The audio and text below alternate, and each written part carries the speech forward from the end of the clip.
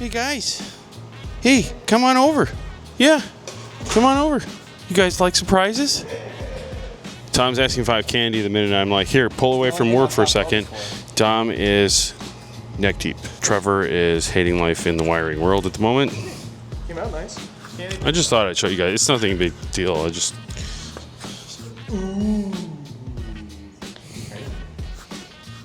That looks way better, dog. Mm-hmm. Yeah.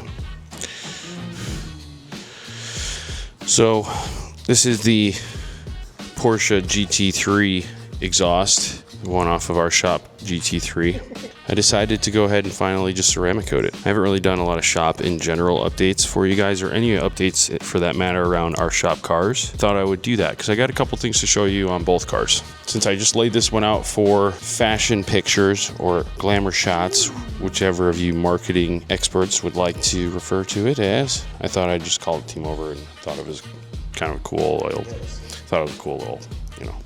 joking scenario. Anyway, the morale down here is a little lower than it was a week or two ago because it started to get nice out and everybody's really pumped, and then the weather turned to shit again. What's the matter, Dom? Dom's over here slaving away on the Canadian DSM project GSR4, although now it's just a DSM because there's no logos on it. I know there's some of you out there that are dying for video updates, thorough video updates on this project. We'll get there. We just have a lot of crazy chaos going on in the shop with lots of projects. Sometimes it's really hard while the phones are ringing, projects are getting worked on, and customers are walking in the door.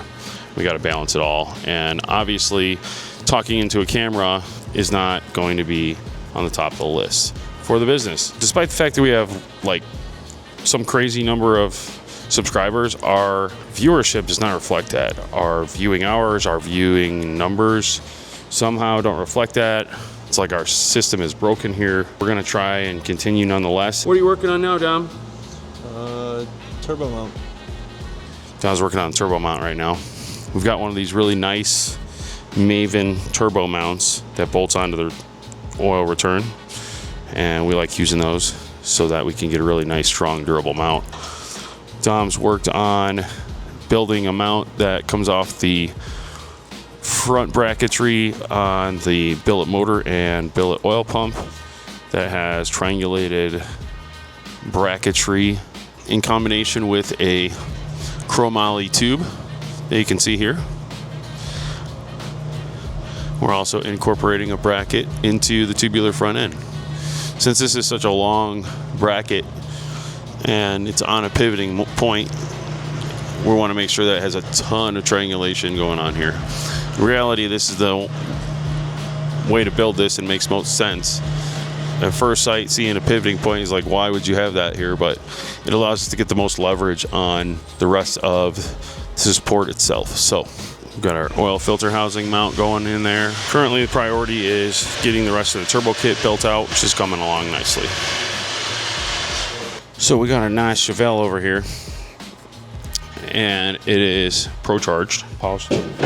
Oh God, there goes your phone, gone forever. So I know which way the wires went. Right now, Trevor's wiring up the windshield wiper motor, one of the most crucial aspects of a build here. And he's ready to tear his hair out. His hair out. This is a very unique build. It's a beautiful build. As usual, the customer came in for the gateway drug here, exhaust work. They had exhaust tips that were not lining up with the rear valance on the car. Somewhere along the way, this car ended up getting rear-ended pretty bad. They wanted to have us help fit the valance better and then modify the exhaust tips so that they obviously fit into the designated holes that are in there. And then we also added a set of V-band clamps, which I see we still need to clock appropriately before sending the vehicle out. But that has been added there so that when they want to do service and they want to take off the rear bumper or valance, they can just remove it from those connections and proceed accordingly. We still have the HP Tuners Firebird here, which has a really nice fuel mount setup, I might add. We've been waiting on Lexan, which has finally arrived, and need to finish up the cage work now that we have the T-tops back and we can ensure clearance, maximum head clearance that is, before proceeding accordingly with finishing the cage and making sure that the T-tops are also functional. We got the replacement drive shaft over here for the Trans Am, twin turbo Trans Am. And if you are looking at this and have not already seen the other video because it hasn't come out yet,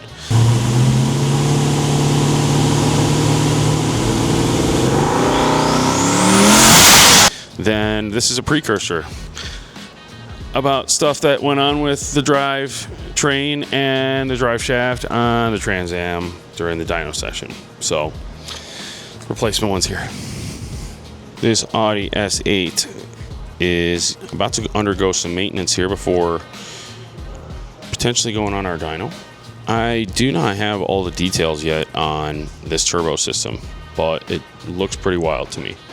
If we do get the opportunity to do some tuning on it, then I'll team up with the guys over at Jackal Motorsports, just like we did on the RS6 recently, and make sure that this bad boy is pumping out maximum power. And then we got the TVR over here in the corner. TVR is waiting on its wheels to come back from refinishing from Crown Customs, and then we're also waiting on the roll bar to come back from powder coating as well.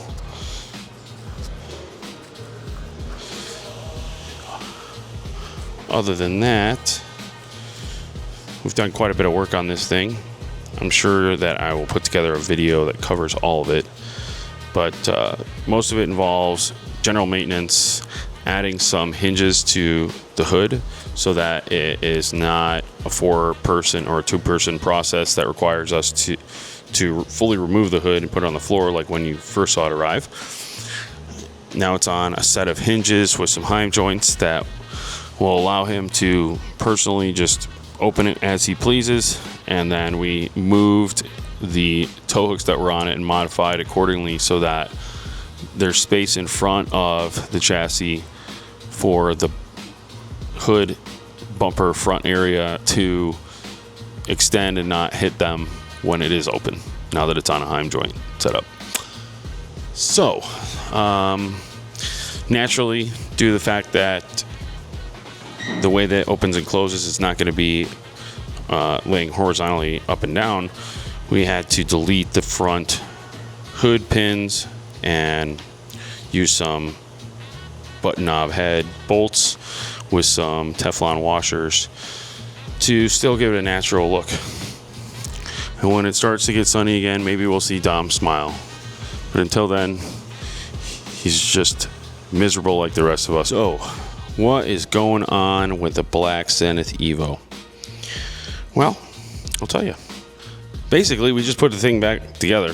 It's got a new billet motor in it now, since we windowed the last one. The amount of abuse we put things through with all the misfires that we had from the faulty ignition system, let's just say it did not work out well for our motor. So we've got a new motor in there, freshened everything up, all back together again.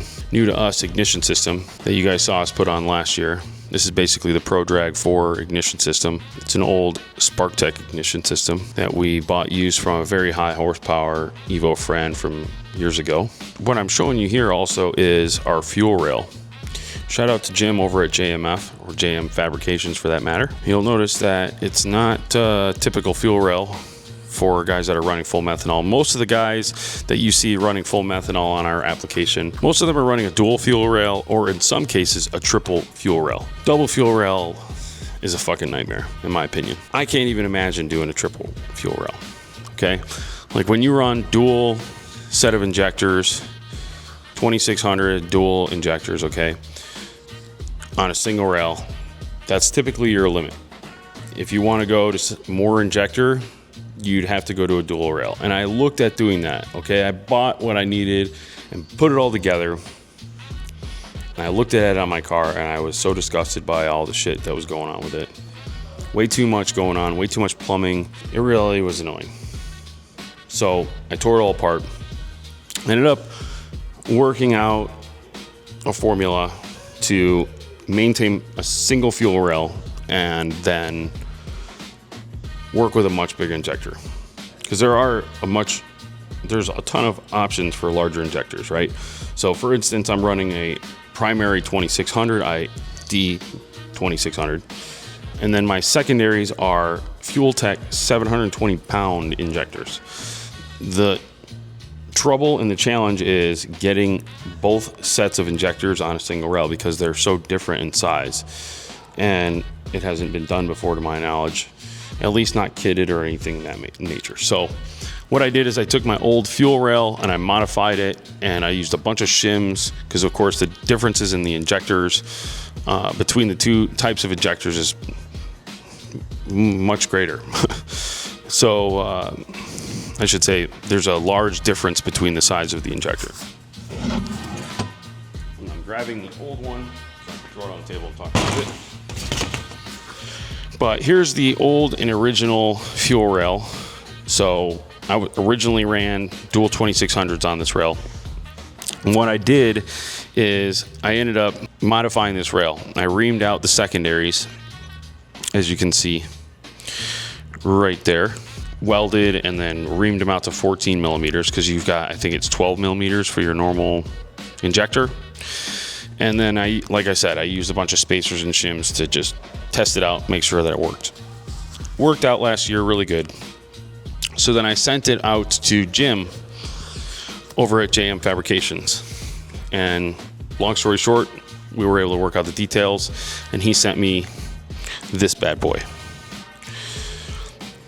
which is my current rail in the car. It's a really nice, clean version of what he and I kind of developed together and tested last year. It's got our primary on the left and our secondary on the right, with the various height differences above. And then on the lower side, I'm running a spacer that you can, on the primary, I should say, on the lower end of the blue ID 2000, you'll see that silver step washer, or I should say step spacer, that Injector Dynamics themselves sells. I was able to find it out just through doing a Google search. So that takes care of the height differences above and below.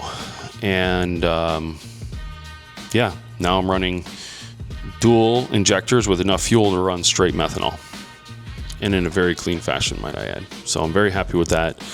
Again, thank you to Jim for helping me out with this. I know it was a project you didn't want to take on, and you helped me out. Thank you. Appreciate it. As far as the Porsche goes, this is what we've done and changed on it. Taken the exhaust system, which, by the way, you can order this or purchase it from us online, and it's available. But we can ceramic coat it like this if you'd like, so keep that in mind. We've got a new set of sticky tires. We've got a set of the Cup 2R from Michelin for track days. We've obviously done our normal maintenance and have some more ahead. Our front and rear control arm shims. So we're gonna be able to dial in our camber. We're about to do some corner balancing and get the car ready for the season. That's what's going on from our corner. Sorry, I've been keeping you guys out of the loop on all the minor details day to day because there's just been a lot going on, as you can tell. I do also have one more thing to show you. So we've also been working on, as you know, playing with a lot of 3D printing and modeling. I've recently been partnering up with a local engineer to get up to speed on CAD and also streamline the process for prototyping products. Because now that we have the tooling to do so, there's no reason why we shouldn't expedite this whole process. This right here is a prototype bracket for the clutch slipper that's in the Black Zenith Evo. We basically took some measurements, and within a few hours, we're able to produce this design in CAD, test it, and now we're going to move forward with printing it out in a carbon fiber composite. Additionally, we've been developing some other bracketry, like a bracket that went on the roll cage for the 1G DSM Canadian project that's holding the cutoff switch, and allowed us to really streamline the process of building a bracket that we knew we needed, making out of a material that was lightweight, being able to build it onto something that isn't exactly a typical spot to mount that bracket. So you'll get a chance to see the final product of that when it's all finished and done. We appreciate you guys watching our videos. We're trying to put them out as often as we can for you. If you found this video helpful, feel free to give us a like and subscribe to see more. It costs you nothing, does us a big favor, and we hope to see you in the next one.